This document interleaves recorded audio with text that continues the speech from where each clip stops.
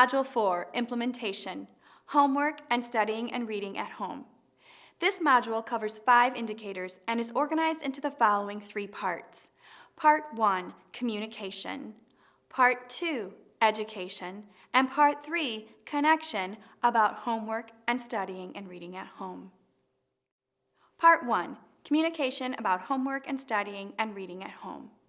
So far, we've seen and heard how schools are building strong school communities with strong emphasis on the home-school relationship.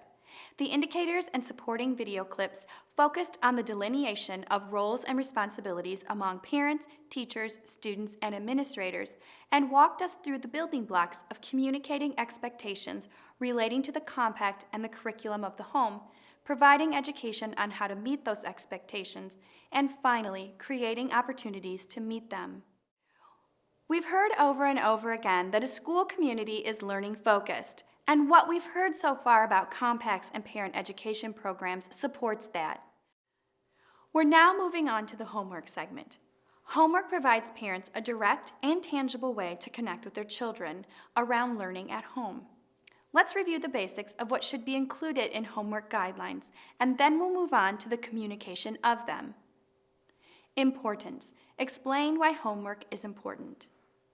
Roles. Clearly state the roles of teachers, parents, and students in the assignment and completion of homework. Frequency. Provide guidelines for frequency of homework. Weight. Establish the weight of homework in determining report card grades. Correction and return. Establish guidelines for prompt return of graded homework to students. As we've mentioned, homework is a primary extension between school and home. Therefore, many schools include their homework guidelines within their school compact, student handbook, and other standard publications. Homework may also be a regular communication topic among parents, teachers, and students as they reinforce and support one another in fulfilling roles respective to it.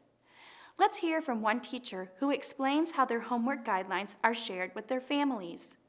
I think we send it home on the first day that you send home homework. It's attached to either the folder or the planner so that the parents can see, and often accompanied by a letter from the teacher that's specifically addressing homework policies for that particular classroom.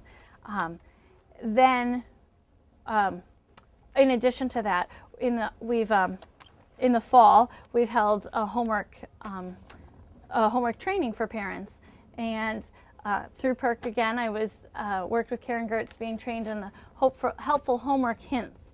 And so we've held parent information nights where they can come in and talk about what is homework and what is our policy and how they can really work with the school for their students' success, how they can utilize homework as a tool for them to help with that. So we've held those nights in the fall each year since the guideline was put into place. In your workbook, we've provided you with an example homework report. This log is a simple way to monitor homework, the consistency with which it is assigned, the degree to which students are completing it, where students are having difficulty, and how they might be helped. The data are also useful in determining where communication related to homework and its place at school and at home needs strengthening. This particular sample logs a week's worth of homework activity. Think about how capturing these data might be helpful to you. Also in your workbook is a sample tabulation of the data. You can see how this information can be aggregated to reveal strengths and weaknesses in the implementation of the homework guidelines across the school.